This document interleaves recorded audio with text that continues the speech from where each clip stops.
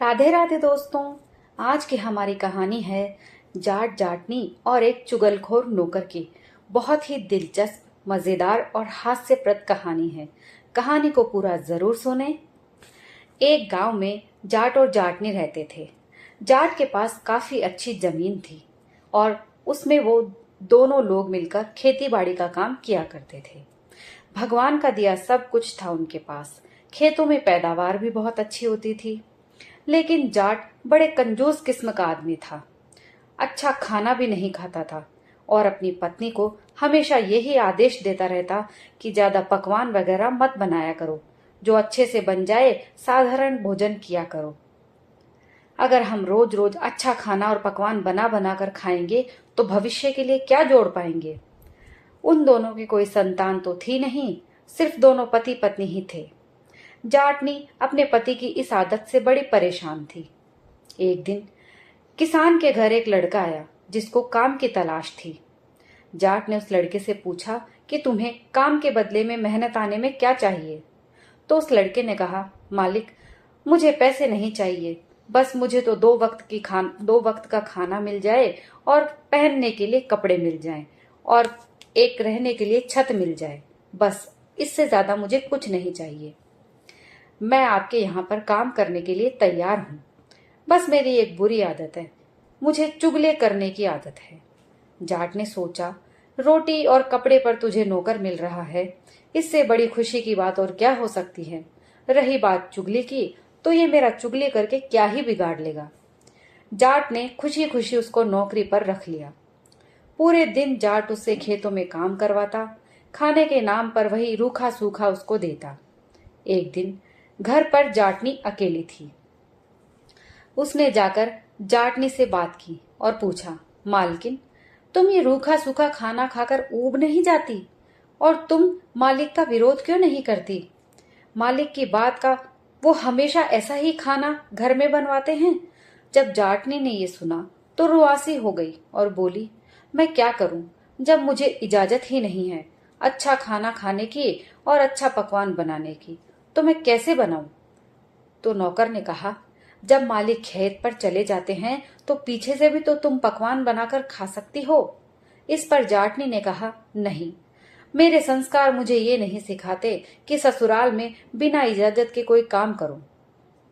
यहाँ तक कि घर में पकवान बनाने की भी मुझे इजाजत लेनी पड़ती है। नौकर ने कहा, तो तुम किसी और की भी तो इजाजत ले सकती हो, ससुराल में तो बहुत सारे रिश्ते होते हैं। तो इस पर जाटनी ने कहा, मेरे ना सास है, ना ननद है, ना ससुर है, ना देवर, ना जेठ, हम दो पति पत्नी ही तो हैं। पति मुझे इजाजत देते नहीं तो मैं किसकी इजाजत से पकवान बनाऊं और खाऊं। और वैसे भी पति तो पकवान खाएंगे नहीं। अगर उनको पता चल गया कि मैंने पकवान बनाए हैं तो मुझ पर चिल्लाएंगे।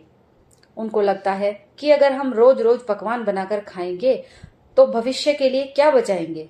इस पर उस नौकर ने जाटनी से कहा कि मालकिन, हमारे गांव में तो एक कहावत है कि जिसके सास ननद नहीं होती वो घर की दहली और घर की नकदी को अपनी सास ननद मानकर उनसे इजाजत ले लेती है।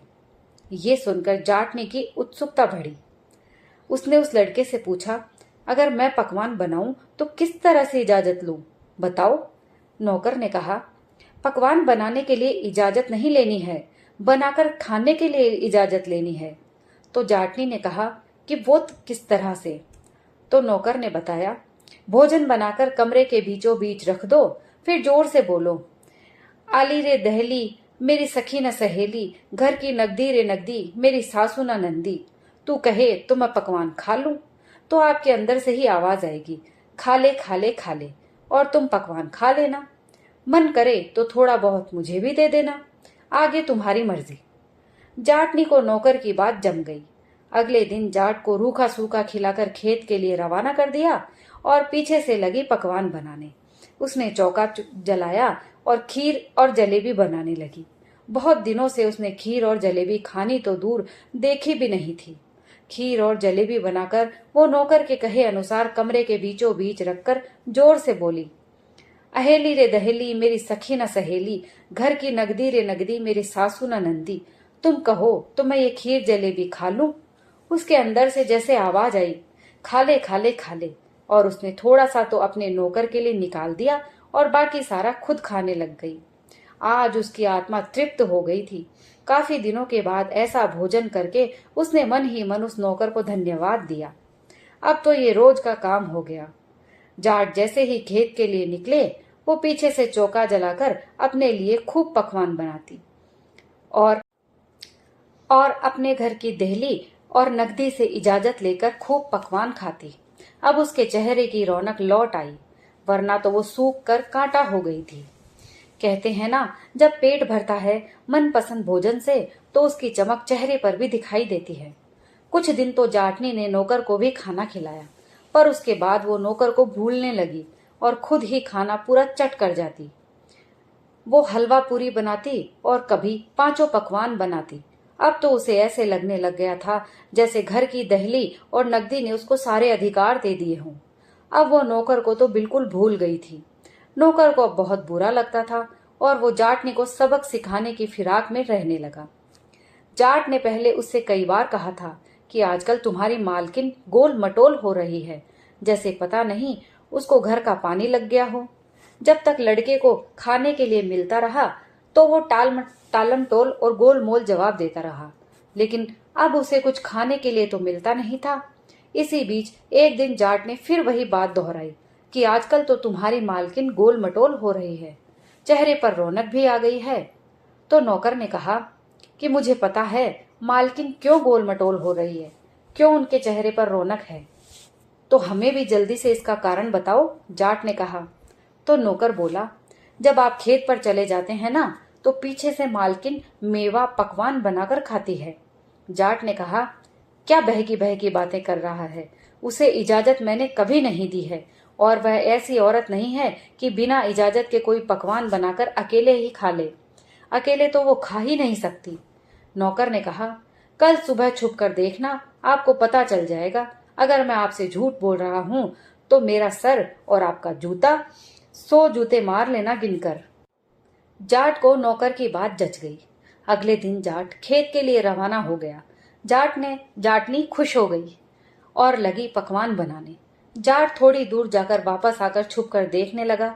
इधर जाटनी ने पकवान बनाए, तरह तरह की मिठाइयां बनाई और फिर रोज की तरह कमरे में बीचों बीच रखकर जोर से लगी बोलने, ऐली रे दहली मेरी सखी न सहेली, घर की नगदी रे नगदी मेरे सासू न नंदी, तू कहे तो मैं सारी मिठाइयां खा लूं। फिर खुद ही बोली, खा ले खा ले खा ले, और सारे पकवान खा गई। जाट ये सब देख रहा था। उसके गुस्से की कोई सीमा ना रही। उसके हाथ में बैलों को हाँकने वाली बैत लगी हुई थी।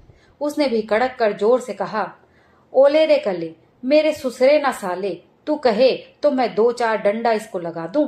फिर खुद ही बोला, लगा दे लगा दे लगा दे। और बस फिर क्या था, ले डंडा उस जाट ने जाटनी को सूंढना शुरू कर दिया। खूब मार पिटाई हुई। जाटनी ने माफी मांगकर जैसे तैसे अपनी जान बचाई। इसके बाद जाट गुस्सा होकर खेतों की तरफ चला गया। अब उसने घर में आना बंद कर दिया था और नौकर को ही खाना लेने के लिए भेजने लगा। इधर जाटनी भी मुंह फुलाए बैठी हुई थी। जाट ने खेतों पर ही अपने लिए झोंपड़ी बना ली थी। अब वो घर बिल्कुल भी नहीं आता था। नौकर को ही खाना लेने के लिए सुबह शाम भेजता था। एक दिन नौकर को फिर से चुगली करने की शरारत सूझी और उसने एक दिन जाटनी से जाकर कहा, मालकिन आपको पता है मालिक को कोढ़ हो गया है। जाटनी ने जैसे ही ये सुना तो बोली, क्या अंट शंट बक रहा है। तो लड़के ने कहा, मैं सच बोल रहा हूं। अगर आपको मेरी बात का यकीन नहीं है तो जिसको कोढ़ होता है उसका शरीर नमकीन हो जाता है। तुम कल मालिक को जाकर चाट कर देखना, या तो उसकी बाह चाट कर देखना या उसकी टांग चाट कर देखना। अगर मेरी बात झूठ निकले तो मेरा सर और आपका जूता गिनकर 100 जूते मारना मुझे। जाटनी बेशक अपने पति से गुस्सा थी, पर था तो उसका पति ही। उसे अपने पति की चिंता होने लगी। उसने नौकर से कहा, ठीक है, कल मैं खुद खाना लेकर आऊंगी और जांच परख करूंगी। इधर नौकर जाट के पास जाकर बोला, मालिक आपको पता है मालकिन को एक भयानक बीमारी लग गई है। जाट ने पूछा, क्या बोल रहा है तू, कुछ भी बोलता है। नहीं मालिक, मैं सच कह रहा हूँ। पता है कौन सी बीमारी लगी है? वो सब लोगों को काटने के लिए दौड़ती है और उनके दांतों में पता नहीं कहाँ से जहर आ गया है। आज वो मुझे भी काटने के लिए दौड़ी थी। मैंने किसी तरह भागकर अपने आप को बचाया है। ये सुनकर जाट को मन ही मन डर लगने लगा। रात को जाट जब सो गया तो नौकर उठा और जाटनी के मायके जा पहुंचा। पास के ही गांव में जाटनी का मायका था। वहां जाकर उसने उसके बड़े भाई को जगाया और धीरे से उसके कान में फुसफुसाकर कहा, तुम कैसे भाई हो? कैसे तुम्हें नींद आ सकती है? नींद से जागते हुए उसके भाई ने कहा, भाई कौन हो तुम?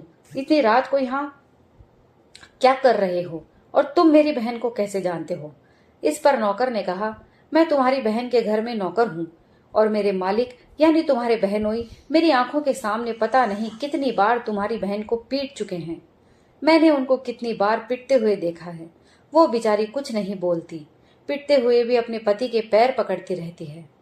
बस जाटनी के भाई ने ऐसा कहा, ऐसा कैसे हो सकता है? तुम झूठ बोल रहे हो। हमारे बहनोई तो बड़े अच्छे हैं, वो भला हमारी बहन को क्यों मारेंगे? तो इस पर नौकर बोला, ठीक है, हाथ कंगन को आरसी क्या, कल आप खेत पर आकर खुद ही देख लेना अपनी आंखों से। अगर मैं झूठ बोल रहा हूं तो मेरा सर और आपका जूता गिनकर 100 जूते मारना मुझे। इतना कहकर नौकर वहां से चल पड़ा। रात के दूसरे पहर में ही वो खेत पर आ गया और जाट के पास ही सो गया। इधर उसके बड़े भाई ने अपने सारे भाइयों को जगाया और सलाह मशवरा करने लगे। उसने अपने सारे भाइयों को नौकर की बताई हुई बात बताई। सारे भाइयों को सुनकर बड़ा गुस्सा आया। उन्होंने कहा, बहनोई की इतनी हिम्मत कि 7 भाइयों की बहन पर हाथ उठाएं? हम कल ही चलेंगे और उसको सबक सिखाएंगे। छुपकर देखेंगे पहले कि वो हमारी बहन के साथ कैसा सलूक करता है। इधर सुबह का समय हुआ। जाटनी अपने पति और नौकर के लिए खाना लेकर चल दी। सर पर घड़ा भर के पानी और हाथ में रोटी की बाल्टी लेकर चल पड़ी। जाट ने दूर से आती जाटनी को खाना लेकर देखा तो मन ही मन बड़ा खुश हुआ, लेकिन अगले ही पल उसको नौकर की बताई हुई बात याद आ गई कि जाटनी को कोई बीमारी लगी है। वो सहम गया। जाटनी आई। जाटनी ने खाना परोस कर दिया तो जाट थोड़ा दूर हटकर बैठा। जाटनी को शक होने लगा कि शायद बीमारी की वजह से मुझसे दूर होकर बैठे हैं। इधर जाटनी के 7 भाई एक झाड़ी के पीछे छुपकर देख रहे थे कि आज देखते हैं हमारे बहनोई हमारी बहन के साथ कैसा सलूक करते हैं। 7 भाइयों के हाथ में बड़ी बड़ी लाठियां थी। इधर जाटनी मौके की तलाश में थी कि वो किसी तरह से बीमारी की पुष्टि कर सके। थोड़ी देर बाद उसने जाट की टांग पकड़कर जीभ निकालकर चाटनी चाही तो जाट तो डर के मारे खड़ा हो गया और झटका देकर उसको दूर गिरा दिया। जाट को लगा कि अपनी बीमारी के कारण जाटनी मुझे काटने के लिए आ रही है। उसके हाथ में बैलों को हाँकने वाला सोटा था। बस अपने बचाव में जैसे ही जाटनी उसके पास जाए उस पर बैंत से वार करे। ये सब उसके भाई देख रहे थे। उनसे देखा ना गया। वो कूद कर एकदम से आए। उन्होंने देखा कि हमारी बहन बार बार पैर पकड़ रही है और हमारे बहनोई उसको बार बार सोटे से मार रहे हैं। 7 भाइयों ने आकर दे दनादन लाठियां बरसानी शुरू कर दी। जाटनी के कुछ समझ में नहीं आ रहा था। वो दूर खड़ी बस देखती रही। कुछ राहगीर रास्ते से जा रहे थे। उन्होंने किसी तरह बीच में आकर बीच बचाव करवाया। दोनों पक्ष जब शांत हुए तो राहगीरों ने पूछा कि ये सब क्या हो रहा है। तो जाटनी के भाइयों ने कहा कि हमें तो इसके नौकर ने सूचना दी थी कि तुम्हारी बहन को मारा जाता है, पीटा जाता है, उसे सताया जाता है। ये सुनकर हमसे रहा न गया तो हम 7 भाई ये देखने के लिए आ गए और छुपकर झाड़ियों में बैठकर देख रहे थे और ये बात सच भी निकली। जाटनी के बड़े भाई ने गुस्से में अकड़ कर कहा। अब जाट बोला, मुझे भी नौकर ने ये बताया कि मालकिन को एक ऐसी बीमारी लग गई है कि वो सबको काटने के लिए दौड़ती है। मैं तो अपने बचाव के लिए इसको मार रहा था। ये मेरे पैर को काटने के लिए आ रही थी। बार बार अब जाटनी बोली, मुझे भी तो उस नौकर ने कहा था कि तुम्हें कोढ़ हो गया है और कोढ़ की पहचान करने के लिए तुम्हारी टांग या तुम्हारी बाह को चाट कर देखूं। अगर कोढ़ हुआ तो तुम्हारी टांग ना लगेगी। मैं तो बीमारी की पुष्टि करने के लिए तुम्हारी टांग चाटने के लिए आ रही थी और तुम हो कि मुझ पर बैंत बजाए जा रहे थे। बस सबको बात समझ आ गई कि इस लड़ाई की जड़ ये नौकर ही है। सब नौकर को ढूंढने लगे। नौकर तो पहले ही 9 2 11 हो गया था। चल पड़ा कोई अगला ठिकाना ढूंढने के लिए। इधर जाट को भी अपनी गलती पर पछतावा हो रहा था। उसने फ्री के नौकर के लालच में एक चुगलखोर को अपने घर में पनाह दी, जिसकी वजह से उनके रिश्ते खराब हो गए और उनका घर टूटने की कगार पर आ गया था। पर वक्त रहते ही सब कुछ ठीक हो गया। जाटनी के भाइयों को सारी सच्चाई अब मालूम हो गई थी। उन्होंने अपनी बहन और बहनोई के बीच सुलह कराई और अपने घर को रवाना हो गए। दोस्तों, ये कहानी यहीं समाप्त होती है। इस कहानी से हमें यही शिक्षा मिलती है कि हमें चुगलखोर लोगों से दूर रहना चाहिए और किसी की भी सुनी सुनाई बातों पर कभी भी विश्वास नहीं करना चाहिए, नहीं तो बात हमारे रिश्तों के बीच तक आ पहुंचती है। अगर आपको ये कहानी पसंद आई हो तो प्लीज़ लाइक और शेयर कीजिए, और अगर आप मेरे चैनल पर नए हैं तो प्लीज़ चैनल को सब्सक्राइब कर लीजिए। मैं रोज आपके लिए ऐसी ही अच्छी अच्छी कहानियाँ लेकर आती हूँ। कहानी सुनने के लिए आप सभी का बहुत बहुत धन्यवाद।